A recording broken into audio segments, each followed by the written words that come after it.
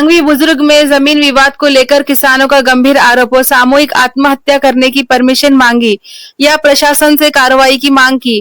नांदेड़ जिले के मौजे सांगवी बुजुर्ग तहसील और जिला नांदेड़ स्थित गट क्रमांक 319, 322, 323, 324, 335, 336 और 338 की जमीन को लेकर किसानों ने गंभीर आरोप लगाए हैं।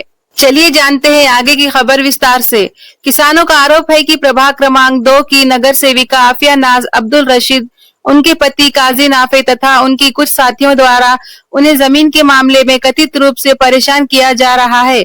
किसानों का यह भी आरोप है कि जमीन में जानबूझकर कब्रिस्तान बनाने और उन्हें झूठे मामलों में फंसाने की धमकियां दी जा रही है। शिकायत में किसानों ने इन घटनाओं को लेकर गंभीर आशंका व्यक्त की है। किसानों का कहना है कि लगातार कथित दबाव और धमकियों के कारण उनकी मानसिक और आर्थिक परेशानी बढ़ रही है और वे प्रशासन से तत्काल हस्तक्षेप की मांग कर रहे हैं। किसानों ने प्रशासन से मांग की है कि पूरे मामले की निष्पक्ष जांच कर संबंधित लोगों के खिलाफ कानून के मुताबिक कार्यवाही की जाए और किसानों की जमीन तथा सुरक्षा सुनिश्चित की जाए। शिकायत में किसानों ने सामूहिक आत्महत्या जैसे बेहद गंभीर कदम की बात भी कही है। हालांकि किसी भी परिस्थिति में आत्महत्या समाधान नहीं है।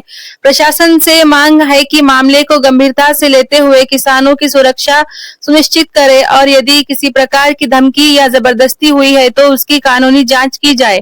अब देखना यही होगा कि किसानों की इस शिकायत पर प्रशासन क्या कार्यवाही करता है। आज भी या लोकांना त्रास देत आहे, त्यांना मरायची वेळ आलेली आहे, याच्यावर आपली काय मत आहे? तुम्ही जे म्हणालात ते अगदी बरोबर आहे। आमच्या सगळ्या शेतकऱ्यांनी त्यांचं म्हणणं काय आहे हे तुमच्या सगळ्यांना आतापर्यंत सांगितलेलंच आहे। अनेक वेळा आम्ही जे प्रभाग क्रमांक 2 चे जे नगरसेवक प्रतिनिधी आहेत त्यांना अनेक वेळा सांगून सुद्धा ते आम्हाला आमच्या सगळ्या शेतकऱ्यांना त्रास देण्याचा प्रयत्न त्यांचा सुरू आहे। पण आम्ही सांगवी प्रभाग क्रमांक 3 चे सक्षम नगरसेवक आहोत। त्याच्यामुळे आमच्या शेतकऱ्यांसाठी किंवा आमच्या प्रभागामध्ये ज्या पण समस्या असतील किंवा नसतील किंवा आमच्या जनतेसाठी आम्ही सक्षम आहोत। आम्ही त्यांच्या ज्या पण समस्या काही असतील किंवा नसतील ते आम्ही सोडवू। मला असं वाटतं की प्रभाग क्रमांक 2 मध्ये सुद्धा तुम्हाला तुमच्या समस्या सोडवण्यासाठी भरपूर साऱ्या अडचणी आहेत। तुम्ही तिकडे लक्ष द्यावं। विनाकारणचा त्रास आम्ही गोरगरीब आहोत, आम्ही शेतकरी आहोत, म्हणून विनाकारणचा त्रास तुम्ही देऊ नये। तुमचं जे पण म्हणणं आहे ते आम्ही प्रशासनाला सोबत घेऊन ते तुम्हाला आम्ही चांगल्या प्रकारे काय आहे ते आम्ही तुम्हाला दाखवून देऊ।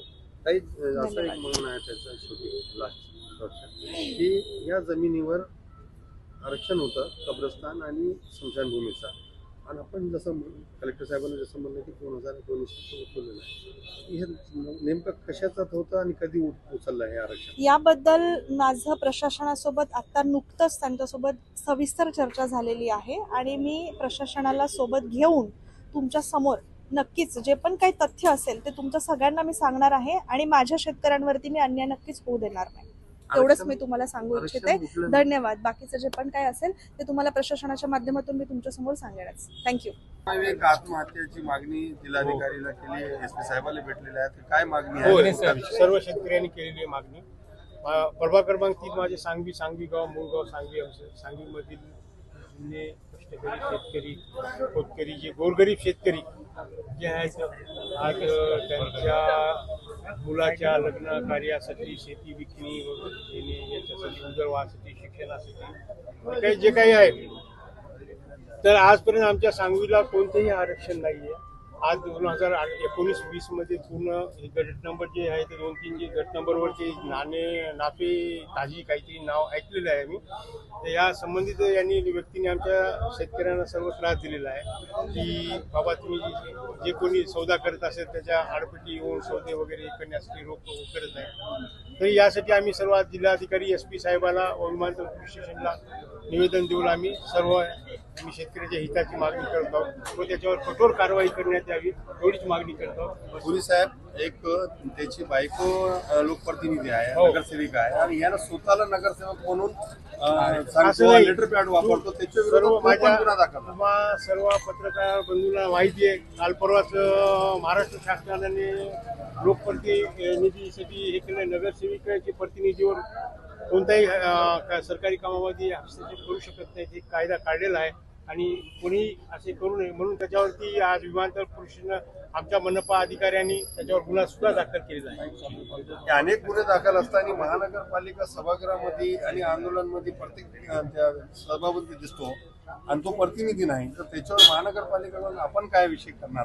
नाही, मी तर संबंधित सर्व अधिकारी कारवाई करतीलच ना. जसे समोर दिसेल मीडिया येईल त्यावेळेस ते कारवाई करतीलच. आपली भूमिका काय राहील पुढची? माझी भूमिका असेच शासनाच्या बरोबर सर्व नियमाशी माझी निगडीत भूमिका आहे. इशारा दिला असं आपण निवेदन दिलं, काय मागणी आहे?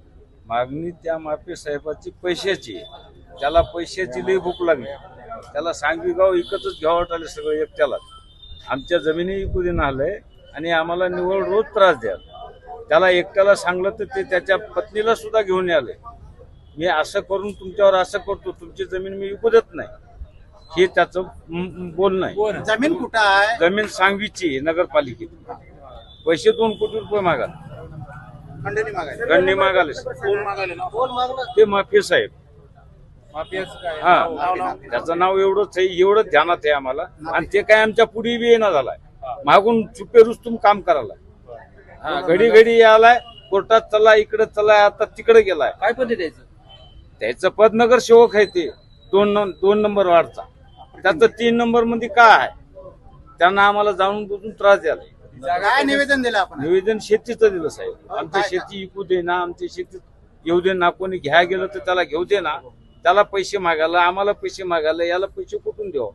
आता काय इच्छा काय केली आता जाईल? विचार त्यानं आमच्यावर आणखी केस केलाय.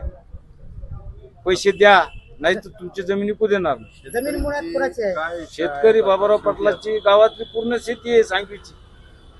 सांगी गावाची पूर्ण शेती आहे. या आज आम्ही जिल्हाधिकाऱ्याला निवेदन दिलेलं आहे की आमच्या शेतीवर नाफे नावाच्या एका बंडखोर म्हणजे खंडणीखोर नगरसेवकानं धमक्या देऊन जमीन न विकू देणं, न हे करणं, म्हणून असं हे करायला लागले. तर मी सांगितलं शेतकरी असून मी गेल्या वेळेस आमची एक वेळेस फाईट झालेली आहे सर, की मुलाखतीद्वारे त्यांना आम्हाला धमकावलं की या ठिकाणी मुस्लिम समाजाचं आरक्षण आहे आणि ही जमीन तुम्ही कशी काय विकू शकता. तर सर मी सांगू इच्छितो की तिथं कसल्याही प्रकारचं आरक्षण नाही. आणि आज मला माझ्या लेकरा बाळाच्या शिक्षणासाठी म्हणा किंवा वैयक्तिक विकायचे आहेत, पण तो जमीन विकायची असतील तर 2 कोटी खंडणी द्या. त्यांची मिसेस नगरसेविका आहे, ती त्या मिसेसच्या नावाखाली तो स्वतःच पोळी भाजून घ्यायच्या मागा लागला आहे सर.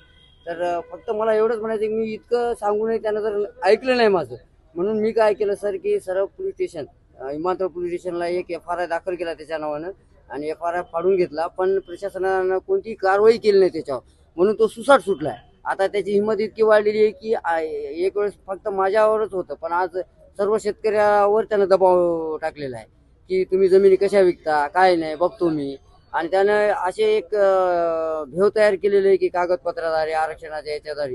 तर मी सांगू इच्छितो की आमचे 2 टर्मचे नगरसेवक मी सोबत आणलेले आहेत की कसल्याच प्रकारचं कोण्याही जमिनीवर आरक्षण सध्या महानगरपालिकेचं नाही. आणि मग महानगरपालिकेला निवेदन आहे की असं पेपरमध्ये जाहीरपणे त्यांनी प्रकटन द्यावं की सांगवीची कुठलीही जमीन आरक्षणामध्ये नाही. तरी पण महानगरपालिकेचे अधिकारीही काही बोलायला तयार नाहीत.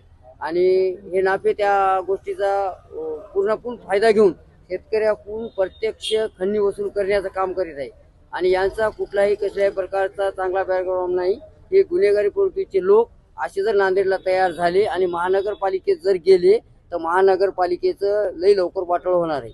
त्यासाठी माझी विनंती आहे महानगरपालिकेला की आपण अगोदर एक पत्र काढून सांगवीवर कसल्याही प्रकारचं कुठलंही आरक्षण महानगरपालिकेचं नाही असं जाहीरपणे महानगरपालिकेनं सांगावं आणि शेतकऱ्यांना एक धीर द्यावा ही माझी कळकळीची महानगरपालिकेला विनंती आहे. आणि या नाफेला जे अगोदर मी केस केलेला आहे त्या केसचा ऍक्शन पोलीस स्टेशनने ताबडतोब घ्यावं ही माझी कळकळीची पोलीस स्टेशन विमानतळाला विनंती आहे. दादा, शेख जाकीर नावाचा व्यक्ती हा तुम्हाला मदत करायला म्हणून त्यांच्या विरोधात त्यांना गुन्हा दाखल केला आणि नाही अशी कुणी मदत करायला तयार नाही. शेख जाकीर कोण? ते शेतकऱ्याला मदत करा. हा, मग हा, त्याच्या विरोधात त्यांना ते शेख जाकीर नावाचा माणूस आहे, त्याला आमची थोडी कळकळ हे वाटली यांच्या मागं कोणी नाही. तर तो आमच्या थोडा आम्हाला मदत करायला लागला. तर त्याला धमक्या द्यायला ती तू आपल्या जाती काय, तू कैसे मदत कर रहा, ऐसा कर रहा वैसा कर रहा म्हणाले. पण ते माणूस हा माणुसकीनंच मदत करीत असतो. पत्रकाराचं काम आहे आणि शेख जाकीर त्या पत्रकाराच्या मदतीनं आम्हाला मदत करायला आहे. आता याची जातीच्या आधारे किंवा आरक्षणाच्या नावाखाली हे असं दादागिरी चालू आहे. आता ही दादागिरी ताबडतोब बंद करावी हीच माझी आत्मदानाचा इशारा दिला. तर आम्ही आज जिल्हाधिकारी साहेबांना सांगितलं मी सरळ सरळ की बुवा साहेब म्हणलं मी फाळ माझ्यातर्फे जे जे प्रशासनाला करता येईल ते मी केलं. जर प्रशासनाने याच्यावर योग्य तर कारवाई जर नाही केली तर आत्मदहन करण्याशिवाय मला पर्याय नाही आणि मला आत्मदहनाची परवानगी प्रशासनाने द्यावी ही माझी कळकळीची विनंती. किती दिवसाचा अल्टिमेटम? आम्ही 8 दिवसाच्या मध्ये अल्टिमेटम दिलेलं आहे त्यांना. तर 8 दिवसात ही कारवाई झाली तर ठीक आहे, नाही तर 8 दिवसात आम्ही सर्व शेतकऱ्यांसमोर येऊन आत्मदहन करू.